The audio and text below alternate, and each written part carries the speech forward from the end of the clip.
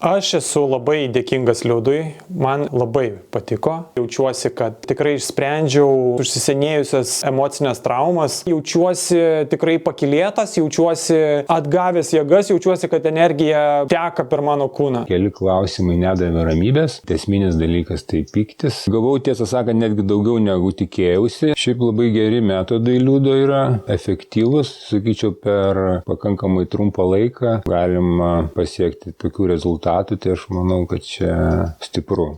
Didžiausias pliusas, kad yra sukurta saugi erdvė traukti visus skausmingiausius savo patirties tuos įvykius ir su jais dirbti, nes mes namie tiesiog neprisėdam prie to, nenorim traukti, nes tai skausminga, tai mums nefaina. O čia būtent ir buvo visiems galimybė dirbti su pačiais tai šlykščiausiais dalykais, ką mes dažniausiai net patys nuo savęs slepiam. Aš turėjau situaciją, kuriai norėjus atsakymų ir supratau, kad aš pati tiesiog daknysiu save ieškodama ir bandydama sugalvoti ir atrasti, dėl ko aš atsidūriau ten, kur atsidūriau. Tai supratau, kad reikia žmogaus iš šalies, reikia teisingų klausimų, erdvės, kur galėčiau išsilukštenti dalykus. Labai stipriai save kaltinau dėl santykių, dėl praeities išgyvenimų. Jaučiau, kad noriu pasikelti pasitikėjimą savimi. Tas labai turi tokį išlaisvinantį pagrindą, kuris man tikrai yra išskirtinis palyginus su visais kitais mano bandytais metodais. Visi mes esame prikaupę tam tikrų traumų, kažkokių gėdų, kažkokių kalčių,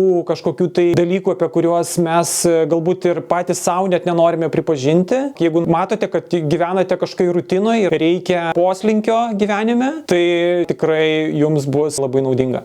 Čia yra stipru. Rekomenduočiau visiems, absoliučiai visiems, nesvarbu, ar jūs turite savyje kažkokių tai klausimų, problemų ar nuoskaudų, ar esate tiesiog ramūs laimingi, tai nebijokite. Bet labai greitai pajaučiau viso to naudą, nes gyvenime nesu taip stipriai apmąstęs visų tų įvykių, kas buvo praeityje ir kad viskam, bet kam, kad ir kokia ten katastrofa, kad ir koks ten nežmoniškas atrodė elgesys, kad tame gali būti naudos tiek man, tiek žmonėms, kuriem padariau. Man buvo ten wow. Aš dasikasiau iki šaknies, iki situacijų vaikystėje ir kaip tas išsirituliojo iki tos situacijos, kokią aš atsidūriau dabar. Ir aš netgi matau sąsajas visai su kitom situacijom panašiom ir su tom pamokom, kuriuo aš neišmokau iki tol. Aš išmokau labai didelę pamoką, tai taip. Ir pasiemu visai kitokį matymą. Aš mamos netekau, nesulaukęs dar 3 metų. Ir aš visą gyvenimą gyvenau kaip ir be mamos. Aš nesuvokiau, kas yra mama, kas yra jos prisilietimai, balsas, ką reiškia turėti mamą. Visą gyvenimą lydėjo dėl šito nepilnavertiškumo. Kaip nuo vaikystės visi turi mamas, aš neturiu. Tuo labiau nuo kitų aplinkinių. Ir galiausiai tu nejauti to tokio šlykštaus jausmo, nejauti gailesčio, nejauti tos kaltės. Ir galvoju, viskas tiesiog gerai, viskas taip, kaip buvo, taip ir turėjo būti. Greitai 40, esu iš Vilniaus, darbuojuos IT srity, viduje nešiojausi akmenų krūvą. Nemažai metų nedavė ramybės, tai santykiai buvo. Šitas metodas, kurį Liudas pristatė, yra tikrai vienas stipresnių.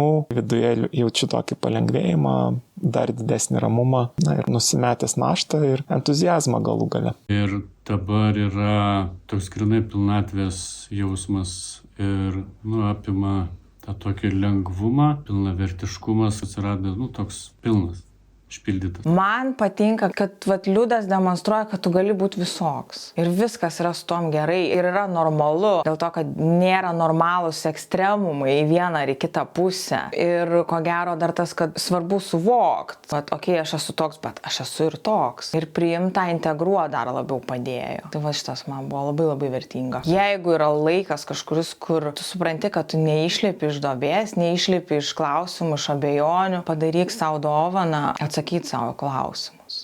Praeiti santykiai, kurie vis dar kažkur pasąmonėj buvo, priminė apie save ir jie visą laiką kažkur pakišdavo koją. Jie sukeldavo nemalonias emocijas. Nepabijosiu to žodžio, gadino gyvenimą. Nepaisant to, kad per visą tą laiką kažkaip pats sąmoningai buvau išryšęs tam tikrus galus, bet dabar jaučiuosi pilnai uždaręs šitą temą. Dėl savirealizacijos irgi buvo, vis galvoju, kur čia viskas pasisuks. Tai dabar jau labai aiškiai matau, kad aš noriu daryti dalykus pagal savo vertybės ir tai pakeičia gyvenimą, susilygina viskas, atsiranda lengvumas, laisvumas, supratimas, kryptis. Tai tiesiog net nesvarstyti, nei kiek nepasigilės, nei vienos akimirkos. Liudas tai pirmiausia žavingas žmogus ir sukuria tokią, vėlgi sakau, saugią aplinką, nes jauti, kad žmogus tikras, tu juo gali pasitikėti ir jam atsiverti ir sakyti visus tuos savo sunkius ar nesunkius, ar fainus, nefainus, visus tuos išgyvenimus ir jauti, kad žmogus neturi viduje jokio smerkimo, jokios kritikos ir lyginimų, palyginimų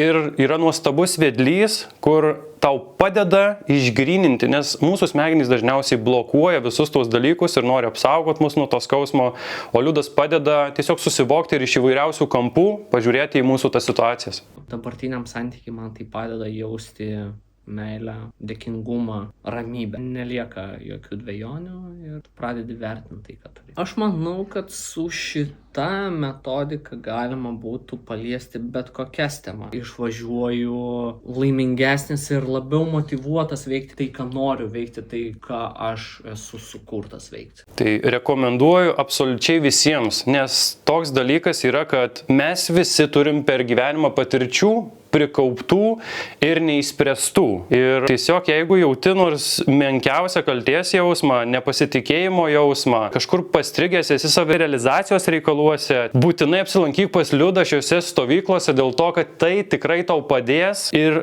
bent jau minimaliai tai tikrai išlaisvins tave nuo to jausmo, kuris tikrai kiekvieną žmogų aplanko. Daugiau, mažiau, bet aplanko.